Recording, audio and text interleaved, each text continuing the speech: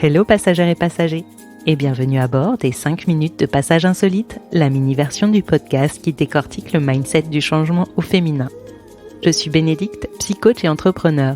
Dans ces épisodes en format court et direct, je t'offre 5 minutes pour changer ou 5 minutes pour te retrouver, mais je partage surtout avec toi mes connaissances en psycho, les outils d'organisation de ma vie d'entrepreneur, mes astuces de coach et les trucs que je teste et mets en place dans mon quotidien de femme pour baisser le son dans ma tête, faire taire la peur, la honte ou l'anxiété, retrouver l'envie et la motivation, accepter ma vulnérabilité et surtout vivre ma vie avec enthousiasme et authenticité.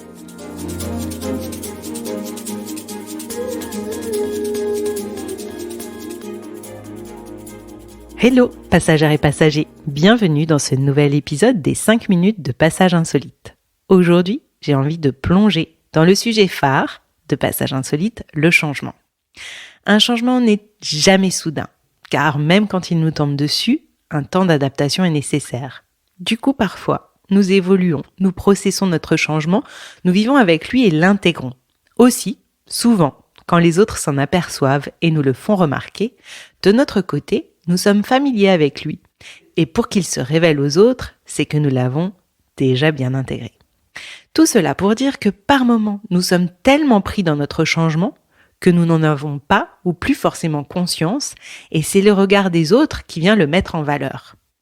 Si le changement n'est pas simple pour nous, et on en parle souvent ici dans ce podcast, il ne l'est pas non plus forcément beaucoup pour ceux qui nous connaissent, vivent avec nous ou nous côtoient.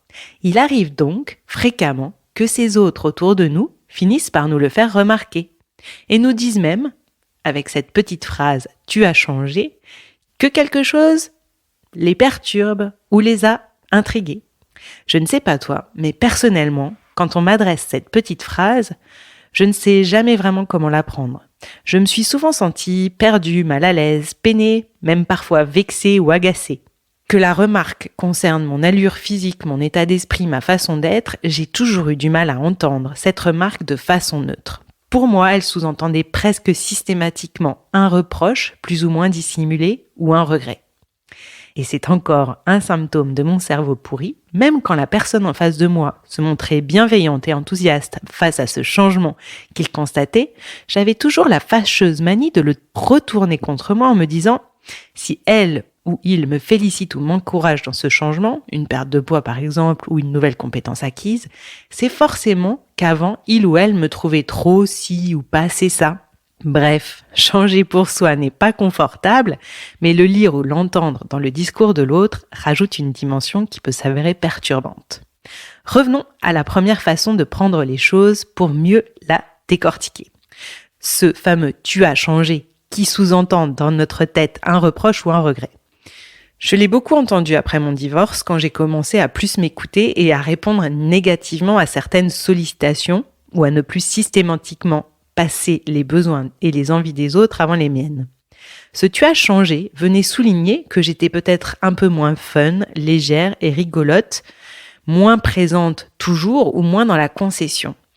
Et c'était en fait un dialogue entre moi et moi, parce que finalement, peut-être que les autres ne disaient pas du tout le « tu as changé » avec un côté négatif. Certains oui, mais certains non. Mais cette remarque venait quelque part appuyer sur de la culpabilité ou d'autres choses. Mais en même temps, forcément, pour l'autre, ces changements pouvaient aussi être déroutants, déstabilisants, vexants. Comme je le disais en introduction, nos changements prennent du temps. Et avant qu'ils ne se perçoivent, nous avons parcouru du chemin dans notre tête avec lui, sans forcément d'ailleurs s'en ouvrir aux autres. Et quand nous commençons à l'assimiler, nous vivons en conséquence sans réellement percevoir que l'autre ne veut pas comprendre, ne pas nous avoir suivis. Ce que je veux dire, et c'est extrêmement vrai dans les couples, mais ça l'est dans toutes les relations, c'est qu'une fois qu'on a changé, qu'on est plus à l'aise avec cette nouvelle version de nous, on vit dans cette nouvelle façon, de façon extrêmement naturelle. Mais pour celui ou ceux qui n'ont pas suivi le process qui se faisait dans notre tête, cela peut paraître extrêmement soudain. Aussi, dorénavant, je reste attentive à ce process de changement et à ce temps que je peux aussi laisser à l'autre pour qu'il s'adapte à mon changement.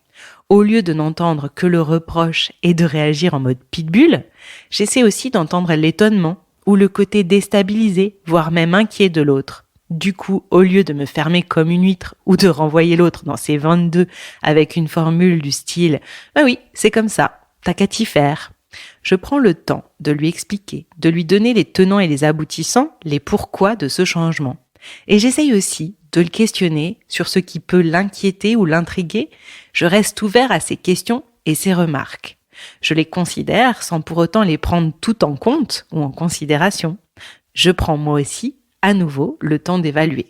Pour la seconde façon de réagir, ce petit « Ah ben alors, avant, il me trouvait trop ou pas assez si », je me dis que c'est mon syndrome de l'imposteur, mon cerveau pourri, mon incapacité à recevoir un compliment. Je m'entraîne du coup à réfréner ce premier réflexe et à le remplacer par un « c'est chouette », qu'il se rende ou qu'elle se rende compte que j'évolue et qu'il ou elle me le fasse remarquer. C'est encourageant et motivant. Bref, le changement, même quand il est entre nous et nous, qu'il est intime ou personnel, a forcément une résonance dans nos relations et dans notre façon d'être et d'interagir avec le monde extérieur. Alors, même si la patience n'est pas, comme pour moi, ta première qualité, la prochaine fois qu'on te dira que tu as changé, ne te réfugie pas dans ta tour d'ivoire, ne monte pas sur tes grands chevaux, ne te dis pas que tu vas revenir à ce que tu étais parce que tu risques d'être jeté, mais prends cette remarque comme l'opportunité d'ouvrir une discussion avec cet interlocuteur, mais aussi avec toi-même. Et si tu doutes, que tu ne te sens pas très sûr de pouvoir résister au fait de t'excuser ou de douter de toi, tu peux télécharger sur mon site mon guide Apprendre à dire non pour se dire oui, qui te donne quelques trucs et astuces pour gagner en affirmation de toi. À la semaine prochaine ou à demain pour l'épisode du mardi.